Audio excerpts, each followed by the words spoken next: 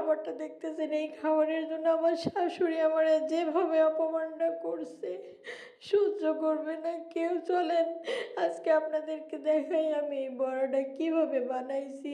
আল্লাহ, আমি প্রথমে ডাল নিয়েছি, খিচুড়ি রান্না করবো এর জন্য ডাল নিয়েছি। সে ডাল আমি সুন্দর করে ধুয়েছি। আমার শাশুড়ি বলে কি আমার ডাল বলে ধোয়া হয় নাই।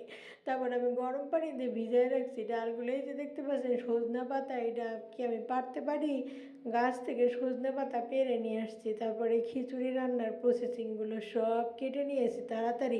আমি নাকি তাড়াতাড়ি রান্না করতে পারি না, তার জন্য হচ্ছে আমি খুব সুন্দর করে শর্টকাটে রান্না করতেছি। এই যে দেখেন রান্নাগুলো উঠাই দিলাম, সব মশলা একে একে করে দিয়ে দিলাম। আপনারা তো জানেন খিচুড়ির মধ্যে কোন কোন মশলা দেওয়া লাগে, সেইগুলাই দিছি, ওগুলোর কথা আর বললাম না।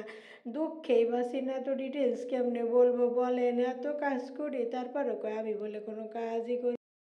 তারপরে রান্নাগুলো উঠাই দিলাম এক এক করে।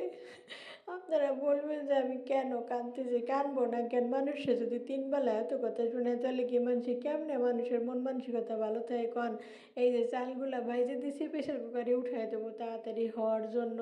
এই যে প্রেশার কুকার গরম দিয়ে দিছি দেখতে পাচ্ছেন। এই যে এখন হচ্ছে সুন্দর করে প্রেশার কুকারে দিয়ে পানি দিয়ে দিছি, এখন 2-3টা সিটি দিলে খিচুড়ি হয়ে যাবে।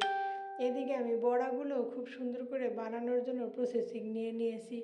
আপনাদের আমার ভিডিওটি ভালো লাগলে লাইক কমেন্ট শেয়ার করতে ভুলেন না। বন্ধুগণ একটু শেয়ার করে দিয়েন যাতে আমি টাকা উপার্জন করে আমি শাশুড়ির হাত থেকে যেন বাঁচতে পারি। এই যে দেখছেন আমার খিচুড়ি 2-3টা সিটিতেই হয়ে গেছে। কারণ কতটুকু সময় লাগছে এটা নিয়েও আমার শাশুড়ি আমার বহুত কথা শোনায়, দিন রাত আমার কথা শুনাইতেই থাকে। আমি কি করব বলেন? বিয়ে তো করছি, এখন কোনো জায়গায় যাইতেও পারি না। এখন আমি সেই বড়া বানানোর প্রসেসিংয়ে যাব। এই যে খুব সুন্দর করে সবগুলো ধুয়ে টুয়ে নিলাম।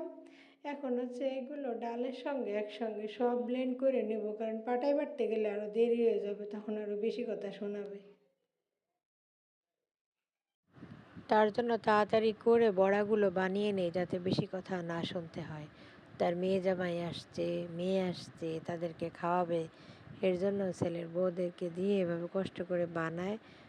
আর হচ্ছে তারা পরিবেশন করে, আর আমাদের কোনো নাম নাই, কোনো কিছুই নেই।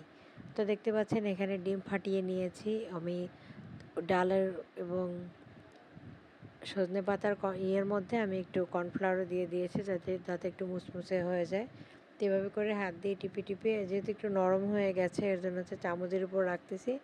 চামচটা এভাবে করে ধরে তারপর হচ্ছে ডিমের মধ্যে এভাবে করে একটু চুবিয়ে নিয়ে তারপরে তেলের মধ্যে দিয়ে দিব। এভাবে করে সবগুলো বড়া ভেজে নিতে হবে। যে দেখতে পাচ্ছেন এভাবে করে দিয়ে দিব। এটা নরম হয়েছে তাই দেওয়ার সঙ্গে সঙ্গে নাড়া দেওয়া যাবে না, এক্ষেত্রে হচ্ছে ভেঙে যাবে। নিচেরটা একটু শক্ত হয়ে আসার পরে হচ্ছে তারপরে এটাকে নাড়া দিতে হবে। তো এই যে দেখতে পাচ্ছেন আমার মুচমুচে জুসি জুসি বড়া হয়ে গেছে।